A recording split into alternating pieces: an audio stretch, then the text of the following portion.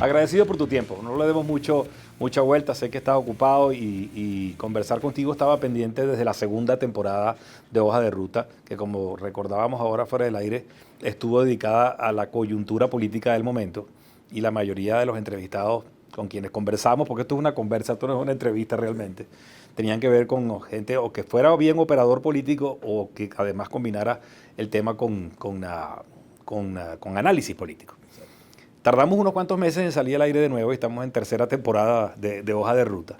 Pero eso habla bien. Eso habla bien de que tenemos ganas de seguir, ¿no? Y a lo mejor esta temporada va a ser larga, por cierto, porque hemos decidido el grupo que está alrededor de esto que mejor no parar, sino que tratar de seguir estando sobre la marcha y sobre las cosas de los acontecimientos en Venezuela. Pero en la primera parte, por lo menos, de esta temporada, después de algunos análisis, después de haber pasado los escenarios electorales del año pasado, 21 de noviembre, después el tema del 9 de enero, y ante la evidencia de que no teníamos una coyuntura electoral inmediata y que el país pareciera haber entrado en una especie de letargo después de enero de este año, cuando todos sabemos que el letargo es simplemente una percepción, las cosas en política se siguen moviendo, aunque no sean percibidas. Decidimos centrarnos en esta temporada en dos temas, tratar de entender qué está pensando el país, y comenzamos con Luis Vicente León para hacer una radiografía objetiva de quiénes somos, dónde estamos parados, cuántos millones somos en Venezuela, cuál es la capacidad adquisitiva, un poco la radiografía del país de verdad, ¿no? Saliéndole al paso a este tema de la discusión bizantina de que si esto se arregló o no, por supuesto que no se arregló, pero hay que saber cómo estamos. Y nos hemos adentrado en los últimos programas con distintos actores, sindicalistas, empresarios, analistas también en algún momento dado. La más reciente que sale el lunes es con una comunicadora política, para entender primero qué está pensando el venezolano, cada quien desde su óptica. Tú más, en el caso tuyo, tiene que ver más con el que está pasando en el mundillo político. ¿Y por qué razón se ha desconectado la población de la política y de la capacidad de soñar, si es que de verdad se ha desconectado? Luis Vicente dice que sí, según los estudios. Hay otros que opinan que lo que la gente está haciendo es esperando agachado a que surja una oportunidad. Y lo más importante, para terminar esta introducción y pulsar tu opinión, es contribuir a construir la narrativa que el país está esperando. No es simplemente una alianza política o mejor dicho, una alianza electoral lo que hace falta de cara al 24. Hace falta enamorar de nuevo el país, construir una fuerza indetenible, a mi juicio, de abajo hacia arriba, que haga que todos los venezolanos sueñen con una cosa distinta, en lugar de seguir atacando lo que ya está. Al menos es mi percepción. Demasiado larga quizás esta introducción y Ramón José, y comienza un poco por esto que hablamos. ¿Cómo sientes el país ahorita? Bueno, yo te diría lo siguiente. Esos que piensan que el venezolano está en la expectativa son los optimistas, que siempre de algún modo desvalorizan la realidad, porque tratan de evitarla o de evadirla de algún modo porque es demasiado cruenta. Yo creo que nosotros tenemos unos años en que hemos venido viviendo un deterioro, una decadencia de la actividad política, y eso ha producido no solamente ese distanciamiento del que tú hablas, sino también una suerte de decepción de la gente ante la incertidumbre, que yo creo que es de los peores sentimientos que uno puede tener, porque en definitiva no sabes qué te va a pasar mañana.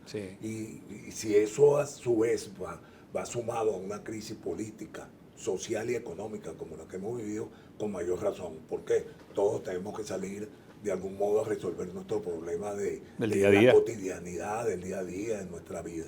Entonces yo creo que ya antes del chavismo, nosotros habíamos venido sufriendo de ese, digamos, hoy es un divorcio, en aquel momento era una lejanía que se iba haciendo frente a hechos sociales que estaban allí a la vista de todos y a las cuales, a mi juicio, el mundo político no le dimos una verdadera valoración.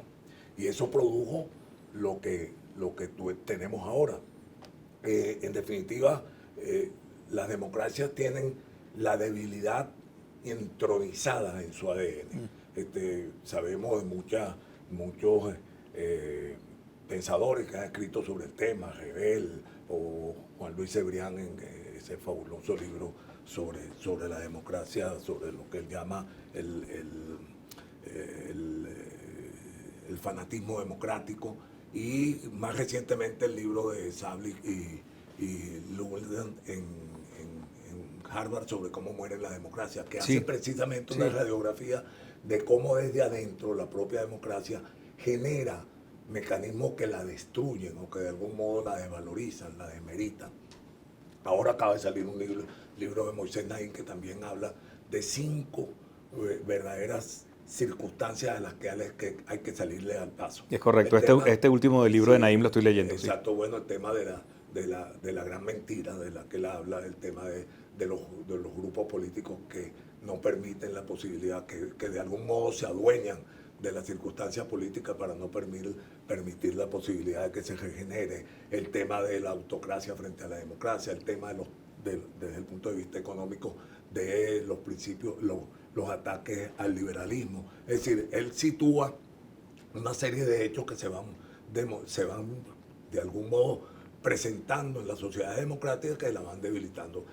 El libro de cómo muere la democracia precisamente es a raíz de la elección de Trump, y en nada se equivocaron en relación al debilitamiento de las instituciones democráticas. Es que además hay que aclarar que esto es un fenómeno global. Así es. Bueno, ¿sabes? El populismo de izquierda y derecha se está posicionando. El avance de las autocracias es notorio. Siempre hay algo de tiempo para hablar de eso, pero qué bueno que hayas arrancado por ahí, porque claro, ese es el entorno en el que nos estamos moviendo. Yo creo que aquí nos está pasando eso, con una debilidad tremenda, que es que la oposición venezolana a partir del año 15 empezó de algún modo a desunirse, a desmembrarse, a coger cada quien por su lado. Hay que recordar que después de triunfos electorales o avances electorales que veníamos logrando desde el 2009, el 2015 culminó con un gran triunfo electoral que fue la parlamentaria, pero la decisión que tomaron, equivocada a mi juicio, fue reducir la mesa a 4 partidos. Esos partidos además tenían que tomar decisiones por unanimidad, desconocieron partidos que tenían representación en la Asamblea, se planteó un conflicto innecesario, a mi juicio, con el gobierno en ese momento, que tenía sentado un 30% de parlamentarios del PSUV en el ambiente, en el escenario verdaderamente natural para las discusiones políticas en el sentido de las conversaciones de la solución de los conflictos a nivel de esa instancia.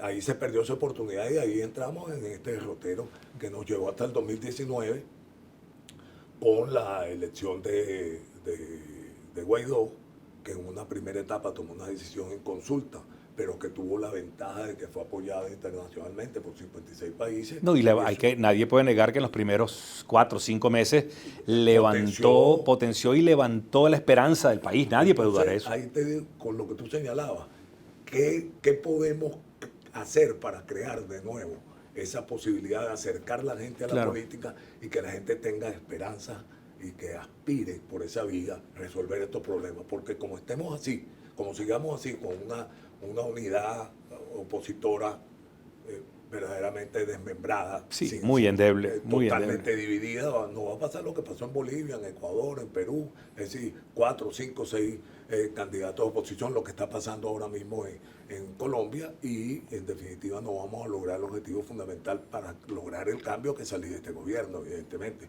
Pues para lo cual entonces se requiere, como bien señalaban estos días Omar Barbosa, que creo que fue un acierto la designación de Omar en estas circunstancias, porque creo que le puede dar con su autoridad mayor relevancia a la necesidad de ver cómo se logran esos acuerdos. Y ya él habló en estos días en una entrevista con Román Losinski, precisamente diciendo cuáles eran los objetivos de su trabajo, de lo que pensaba hacer, y eso tiene que ver con la ampliación en la plataforma unitaria de los entes que la componen, tanto políticos como sociales. O sea, la sociedad civil también debe estar presente allí, los gremios tienen que estar presentes allí, y bueno, ampliar con la política, con aquellos sectores que han estado ahorita gravitando por otras partes, pero no junto con lo que se llamaba el G4, ahora plataforma unitaria. Entonces yo creo que hay que convocar a Falcón, a Eduardo Fernández, a este grupo a la Alianza Democrática, o al menos una parte de ella. Una parte, al MAS, Timoteo Zambrano, estos muchachos de Fuerza Vecinal. Es decir, esas son realidades políticas que todas esas tienen que convocarse. Esas tienen que estar, el lápiz, todos esos organismos, María Corina, es decir, todos, y ver cómo se reconstruye eso con miras a que unas primarias puedan ya con las experiencias que Sí. tenemos en la primaria, que han sido exitosas hasta ahora, podamos entonces escoger un candidato, un líder que nos conduzca hacia el 24 con mejores Fíjate, condiciones para el éxito. no cabe la menor duda de que si un proceso como el que tú acabas de relatar en los últimos minutos, que era inevitable que tratara contigo, porque para parafrasear, y aunque eso suena que te estoy poniendo mucha edad, tú eres un curtido, como dirían algunos, un curtido operador político. Y estás en todas, o sea, conoces, yo sé que tienes un contacto con todos esos mundos de lo que tú lo que has brevemente relatado ahorita. Yo coincido contigo con el análisis que hiciste. Para mí también el 2015 fue la última vez que como que hicimos las cosas bien, por decirlo de una forma quizás demasiado simplona. Se nos olvidó que había que seguir acumulando esas fuerzas y construir verdaderamente una opción de cara en ese momento al 2018. No vayamos ahí porque además sobre eso se ha hecho mucho análisis. Claro. Pero es importante tenerlo en mente porque es desde allá que venimos arrastrando esta desconexión. Exactamente. Y a mí lo que me preocupa, y con esto creo que transmito la preocupación de muchos, o espero hacerlo así, es que la elección, aun cuando termine siendo amplia y lo menos sectaria posible, o no, que no sea sectaria, y que sea mediante mecanismos que movilicen a la gente. Uno de los peligros es que una primaria de este tipo termina ganándola quien tenga más recursos o más maquinaria para poder ganarla. Ojalá que se pueda inspirar a toda la población, incluso a la población de base, claro, chavista que está molesta, a que voten esa primaria. Sí. Indiscutiblemente la primaria levanta el ánimo, pero no es suficiente a mi juicio, esa es mi preocupación. Porque creo que puede quedar poco tiempo para elevar ese ánimo del que hablábamos de los primeros meses del año 2019. Ojo, que era un ánimo que estaba renovado, pero que era polarizante. Sí. Entonces, adentro un poco mi pregunta sobre tu percepción y tu olfato político. ¿Crees de nuevo que una polarización atajando el 80% de la gente que según las encuestas dice que no quiere, que quiere un cambio, pero que no apoya todavía a ningún candidato o ninguna opción, es suficiente? Es decir, el discurso de cara al 24 es de nuevo polarizar, no, o el discurso va a ser de esta vez reconciliar. Sí. ¿Dónde puede estar el secreto de conquistar de nuevo la esperanza de soñar del pueblo? Fíjate, no solamente el objetivo puede ser la elección de unas primarias, es parte de un proceso, pero evidentemente la oposición está obligada a reconciliarse, a acercarse de nuevo a la gente, y de ahí por eso te hablaba de un proyecto, de un programa concertado en razón de lo que estamos viviendo. Si tú a la gente no le das la posibilidad de creer en una salida real, cierta, bueno, no vas a lograr nada. La simple elección de un candidato presidencial no lo es. Lo que pasa es que es parte de ese proceso. Claro, cómo no. Pero tiene que estar sustentado primero en una acción que sea creíble y fundamentada en nosotros nos preocupamos mucho en la Mesa de la Unidad Democrática, no solo en que hubiera reglas, no solo que se pudiera lograr un candidato, sino que hubiese un programa compartido. Ahí se hizo un trabajo desde la mesa coordinado, entre otros, por Marino González y Pedro Benítez, sí, que logró conciliar posiciones aún de las más encontradas para lograr aquel programa de gobierno que hoy día a lo mejor no está, digamos, habilitado para las circunstancias. Habría que llegar a un punto. Correcto, hay que repensarlo y reconsiderarlo. Y las condiciones en que estamos, y que lo aborde esas condiciones en las que estamos. Pero yo creo que, como tú, no simplemente esto se trata ni de un discurso ni de la elección de un candidato. Se trata de un trabajo que va mucho más allá. Los partidos tienen que reconstruirse.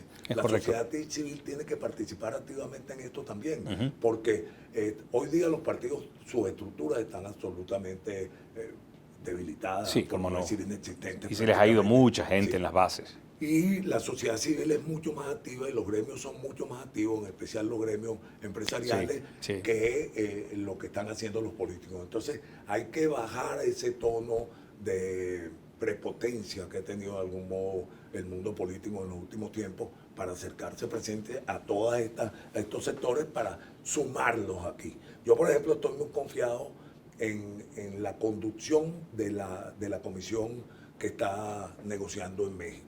Pero eso tiene varios factores que inciden en la posibilidad de éxito. Una, que yo creo que también debe entonces ampliarse esa base para que se sostenga esa comisión o reformar esa comisión que está allí. Creo que la presencia de Gerardo Blay yo diría que un aval de que eso se puede conducir adecuadamente, porque es de los pocos líderes o dirigentes en los cuales hay consenso Sí. por su respeto, por su profesionalidad Sí, sin duda y alguna. por su forma de actuar, su honestidad profesional. Por cierto, muy deleznable esa campaña Oye, sí, de los por medios Dios. contra él, porque bueno, es que nosotros somos mucho más destructivos con nosotros mismos que con los Y lo adversarios. lamentable es que a veces viene de, digamos, No, es, viene de es fuego amigo, sí, claro, como, sí, como dirían, pues, amigo, ¿no? Entre comillas, entre ¿no? comillas. Entonces, yo creo, claro, el gobierno está poniendo ahora otras condiciones que no estaban sobre la mesa. Ayer hubo unas declaraciones, o ayer, Sí, en las sí, que pareciera que están negados a México. están negados a México porque, claro, México para ellos es un compromiso importante en el sentido de que no pueden zafarse de los acuerdos que se logren allí, teniendo la presencia de los observadores que tienen y los Es mediadores. correcto, es Quieren correcto. salirse ahora de los noruegos. Bueno, vamos a ver. Eso es parte de la negociación. Lo importante es que de unos anuncios que se hicieron en la semana antepasada, o que hizo Gerardo, unos grupos en los cuales participamos, se está dando lo que él había dicho, es decir, los primeros anuncios, el levantamiento incluso de algunas sanciones, la posibilidad de que Chevron entre a negociar algunas condiciones en el contrato que tiene, el tema del sobrino de Cilia, que pareciera que le van a levantar las sanciones. Bueno, yo creo que esta respuesta está por parte del gobierno, tiene que ver con que se acelere de algún modo lo acordado entre ellos. Claro, Yo porque creo que los americanos han sido un factor, a mi juicio, bastante menos positivo de lo que han debido ser. Voy a tratar de ser más lacónico. pensaba que ibas a decir lo contrario Sí. y vamos a diferir. No, Yo yo creo creo que que, yo los creo que americanos han nos han ayudado. cuidado, a veces terminan siendo un obstáculo. Sí, ¿Ah? claro, y además... Pues sobre todo por la política doméstica interna de Estados y Unidos. toman una posición donde se adelantan en el juego. Sí, sí. Pareciera que son ellos los que están dirigiendo la oposición y no es así. Ajá, es decir, ajá. en muchas circunstancias nos han ayudado lo debido. Luego vinieron aquí a entrevistarse con el gobierno sin conocimiento de la oposición. Es correcto, en aquella comisión que hubo. Salieron muy mal parados tanto allá como aquí. Es correcto, es correcto. Fue un error la forma en como lo hicieron. Entonces, bueno, están como tratando de reparar el asunto, y yo creo que ellos sí tienen la posibilidad de tener un arma concreta de negociación, que son las No, las sin duda sanciones. alguna, sin duda alguna, Eso pero es evidente. creo que si algún mensaje debe quedar contundente de esta conversación para quien quiera escuchar, nuestro buen amigo Jimmy Story, con quien tengo tiempo que no converso, pero en algún momento estuvimos cercanos, es quizás dejen jugar. Claro. Dejen claro. que los actores acá jueguen, Que los es que lo que tengan nos peso, corresponde ¿ok? jugar. ¿Qué es lo que responde? Todos sabemos que él tiene el elemento, como acaba de decir, que es lo que más interesa y el elemento de más presión hoy. Hoy día. Porque siento que lo interesante es que en los próximos meses o año y medio no sea ese el único elemento, sino que además tú le hayas construido un movimiento que rete al poder de verdad. Y esa combinación de presión internacional y de un elemento que rete al poder aquí, ciertamente con un movimiento político fuerte, envolvente, de abajo hacia arriba, sí presione por sentarnos a hacer una negociación real, profunda, donde hay que empezar a hablar de garantías, de tragar sapos y de otras cosas que a veces son necesarias para lograr una transición ordenada. Si uno ve los ejemplos históricos, incluido el de España en el 78, Así es. Vimos todo lo que tuvo que pasar, lo que pasó en Chile, por ejemplo, por cercanos. O sea, hablo de los cercanos, más de 70 países que han sido revisados por Claro, y yo sé que hay mucha sentido. susceptibilidad, y la entiendo, la comparto con el tema de derechos humanos, de crímenes de lesa humanidad. Bueno, para eso están elementos de justicia transicional, y para eso hay organismos internacionales que no negocian nada en una transición. Y eso ya veremos a dónde va, pues, ¿no? Y creo que la sociedad necesita resarcirse, pero enfocar el bien mayor, que es que la sociedad venezolana se libere de estas ataduras y comience a transitar un camino armonioso de vuelta a la democracia, para mí es el bien superior, sin duda alguna. Fundamental. Por eso es que yo creo que la visita de los americanos no estaba ni centrada en México, ni en la posibilidad de que nosotros tuviéramos la capacidad de suplir los 700,000 barriles de déficit. No, para nada. Eso fue un tiro ciego. Yo creo que eso, fíjate, tuvo que ver con el interés de ellos de que Venezuela, en esta circunstancia del conflicto con Ucrania, Rusia-Ucrania, no se cuadrara del todo con los rusos. Porque era volver a la historia de los 60, cuando la Unión Soviética tuvo prácticamente una base en Cuba. Entonces yo creo que geopolíticamente, no sé por qué me suena, que eso fue lo que motivó a que vinieran. Y cuando se vieron descubiertos o cuando descubrieron que estaban aquí, salieron a remendar la plana. Con el más débil de todos los argumentos. Nosotros no tenemos capacidad ni a corto ni a mediano plazo de resolver ese déficit. Claro, hay expertos petroleros con los que he hablado que me dicen que es un tema también hasta de percepción. Aunque no los produzcas, si el mercado sabe que Venezuela puede volver al ruedo, ya de una vez tranquiliza los precios. Claro, pero ese es un problema interno. Más para nosotros que para los Estados Exactamente. Unidos, o sea, por eso digo, es que en la medida en que este conflicto se convirtió en un tema de política interna norteamericana, nos enreda el juego. Ahora, inevitablemente ya está allí. ¿Tú sientes que hasta que no tengamos la elección del famoso midterm de los medios términos ahora en noviembre quizás no haya ningún movimiento? No, fíjate que yo creo que ya me da la impresión de que Biden, por todo lo que ha venido haciendo, ya asumió ese costo. La relación Venezuela ya asumió el costo de la pérdida de las elecciones. Ahorita tiene un tema sumamente álgido con este asesinato de los... Uy, tremendo. Vuelve a reeditarse el tema del número de armas. En los Estados Unidos hay unos 320 y tantos millones de habitantes y hay en armas 370 millones. Sí, creo que incluso armas. Un poco más, es impresionante. Es impresionante. Y el poder que tiene esta asociación del rifle. Es impresionante. Sí. Eso va a estar en el centro del debate político otra vez. Por supuesto, no, es que ya son los republicanos los que han tratado, han cerrado la posibilidad de iniciativas que desde como senador y como vicepresidente tuvo Biden sobre el tema. Es correcto. Es un tema apasionante que además nos afecta a todos, porque al fin y al cabo estamos hablando de Estados Unidos, de Norteamérica, pues que todo lo que pasa ahí impacta en el resto del mundo y más en Latinoamérica. Volviendo al terreno de lo local, y ya digamos que creo que has dicho prácticamente todo lo que yo quería que dijeras, por lo menos que pretendía. Sé que algunas cosas te las guardas y no las comentas, pero es inevitable preguntarte por tu percepción de cómo avanza ese proceso. Me llamó la atención que dijiste algo muy crudo y directo. Hay que bajar el ego y escuchar a la gente. Claro. Y es no solamente ir a recorrer el país, que eso es una tarea, a los actores clave, a lo que está pasando en la sociedad civil, en los gremios empresariales, en las organizaciones sindicales, las pocas que quedan pero que tienen voz y presencia.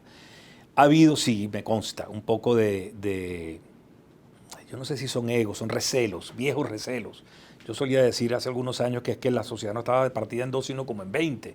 Los empresarios no confiamos en los políticos, los políticos no confían en los empresarios. Hay siempre como que parcelas distintas, recelos. Más aún cuando se comenta de que puede venir del sector empresarial un outsider a robarse el show. Cosa que, por cierto, también puedes comentar sobre eso, pero lo que sí te puedo decir que queda claro, al menos en lo que a mí respecta, y ese mundo sí lo conozco bien, el mundo de los gremios empresariales, es que nadie está pensando en algo que vaya contrario a la formación de partidos políticos. Es decir, si en algún caso se puede dar algo por el estilo, tiene que ser como producto de un consenso con las organizaciones políticas. No alguien que venga como un outsider, como un vaquero de, tú sabes, a lazos y se robe el show. Eso no está planteado. Yo creo que eso hay que contribuir a bajar esas tensiones. La sociedad civil ha venido operando y también hay allí tensiones entre el Frente Amplio y el Foro Cívico. ¿Cómo sientes? Ha habido quienes han criticado que este avance, cercanías, conversaciones con el propio Maduro, etcétera, del Foro Cívico, lo que ha es debilitado la posibilidad de acción. ¿Sientes que si no vuelve México hay posibilidades de que actores aquí locales logren avances en determinados temas como recursos humanos, como atención a crisis humanitaria? ¿Consideras que eso es un error porque, digamos, segrega los esfuerzos? Mira, o falta más bien un poco más de coordinación entre la política y estos actores? El gobierno está interesado en mantener la mayor división posible de los sectores de sin oposición. duda, sí. Entonces, visto eso, yo creo que es un andabonazo para los líderes empresariales, sindicales, de la sociedad civil, de la política, que se den cuenta de que están siendo precisamente manipulados por el gobierno para sus objetivos. Me decía alguien que Maduro dice que ellos son la primera minoría políticamente establecida en el país, pero que a diferencia de la oposición, que digamos podría ser la segunda, según él, ellos están consolidados en la unidad y actúan de conjunto y están disciplinadamente trabajando en su objetivo. Y esa es una realidad. Es correcto. Entonces, frente a eso no nos queda otra manera que de poner actitudes personalistas, de poner todo lo que sean los intereses gremiales, los intereses. Yo tiendo a no generalizar. Yo no estigmatizo que un empresario pueda ingresar en la política y hacerlo con éxito. También fracasan como fracasado político. Es correcto, así es. O sea, que eso no es. Pero también creo que la generalización contra la política no es aceptable, quizás porque yo he vivido en ese mundo Totalmente. Porque la política no es solamente una pasión, es también una vocación. Y verdaderamente no es una actividad, digamos, muy fácil de llevar, porque es ingrata en muchas de las cosas. No, sí. Esa generalización con los políticos también hace un gran daño, hace mucho daño sobre la credibilidad de la gente, es sobre correcto. lo que hablábamos anteriormente, la posibilidad de reeditar ese acercamiento entre política y ciudadanos. Entonces, yo creo que lo que esto nos debe llevar es a un periodo de reflexión serio para buscar dónde pueden estar dónde debemos ceder unos y otros. Y dónde está el terreno común. Y ahí afianzarnos en ese terreno común. Yo creo que es válido, no solamente es un llamado a la dirigencia política, también a todo tipo de dirigencia.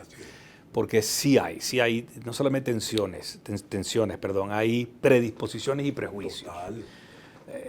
Y inclusive hay hasta amistades que se han alejado.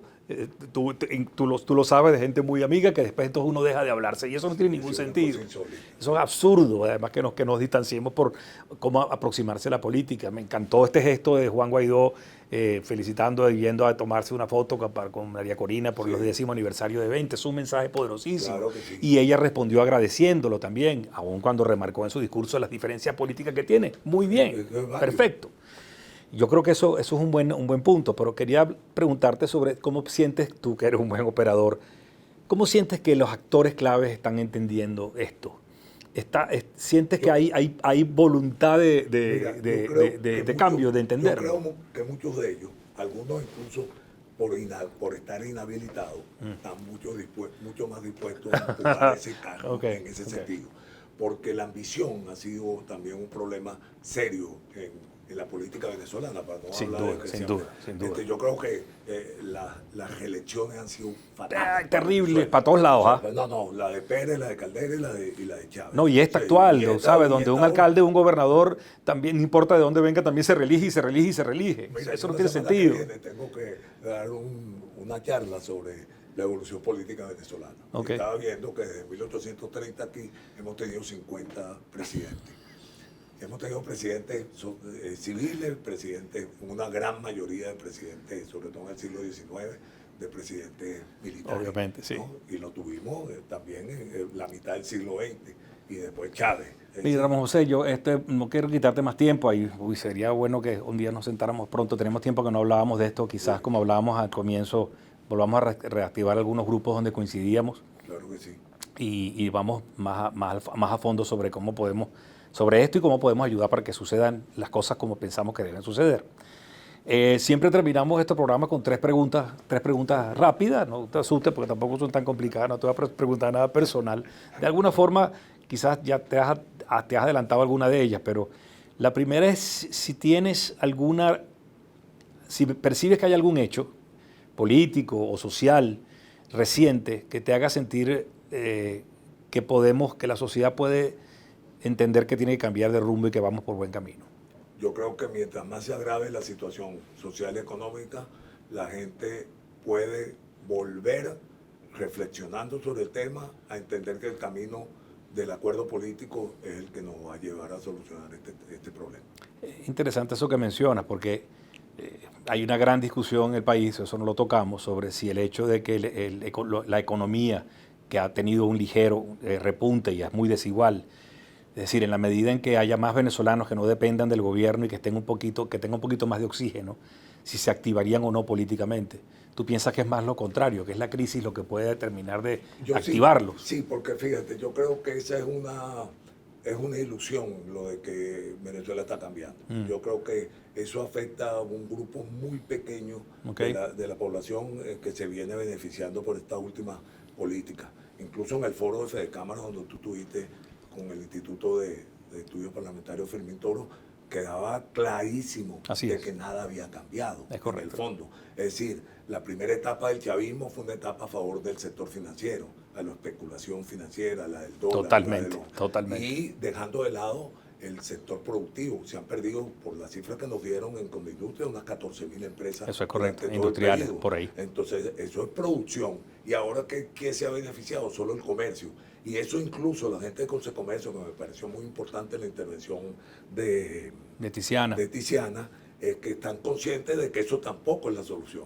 De que la solución está en que todo el engranaje de la economía pueda actuar, producción, importación, y comercio y servicio, todo engranado dentro de las condiciones en que está un Estado para arbitrar dentro de esos intereses en una política económica que vaya en favor de la gente. Así que yo creo que, por eso creo que la crisis, si bien nos ha alejado de lo político, en una circunstancia en la cual aparezca la posibilidad de una solución, vuelve a activarse la gente. Pues, eso es un buen tema, porque además tú tienes buena percepción para eso. Y eso no se sabe hasta que estás en el terreno. Sí. Y ahí construyes el discurso y construyes una nueva opción. Ojalá que así sea. La siguiente pregunta, si tuvieras que elegir una frase o una palabra solamente que defina el momento actual, ¿cómo la definirías? Yo te diría que incertidumbre. Esa es complicada. Y es verdad, es bien incierto. Y me gustó cómo arrancaste la conversación. Los optimistas somos los que decimos que no hay incertidumbre. Todos es correcto. Yo vivo en incertidumbre. Es correcto. No sé qué le va a pasar mañana. Es correcto. Las mismas actividades que uno está se ven reducidas. Hemos tenido que cambiar además que se le suma todo lo de la pandemia, que ha sido 2 años. Muy duro, ha sido muy duro. Los últimos años han sido muy duros. Todo. Y finalmente, ¿cómo ves el futuro del país? ¿Cómo lo percibes? A pesar de que aparezco muy pesimista. No, yo diría que realista, no pesimista. Sí, yo creo que si actuamos adecuadamente, bajo lo que hemos conversado, bajo las circunstancias en las que estamos, podemos salir adelante. Este país tiene muchísimos recursos, no aquello de que es un país rico y esto, porque incluso nuestra principal fuente de producción económica en un tiempo, que fue el petróleo, ya hoy día yo no la veo como la gran solución a los problemas de orden social y económico que tenemos. Pero creo que aquí sobre todo hay gente, hay un factor humano, un capital humano que lo ha demostrado cuando ha salido ahora en las circunstancias que ha tenido que salir afuera, se ha destacado en todas partes. Así es. No solamente los profesionales, sino la actitud del propio venezolano que le está echando piernas en cualquier circunstancia, en cualquier trabajo. Es correcto, desapareció papá Estado y demostramos que de lo que estamos hechos los venezolanos. Y eso es un modelo nuevo. Ramón José, te agradezco muchísimo tu tiempo y más que tu tiempo, tu actividad, que sé que estás fajado todos los días en toda parte tratando de empujar por las soluciones para el país. Mil gracias. Encantado en verte. Nos vemos pronto.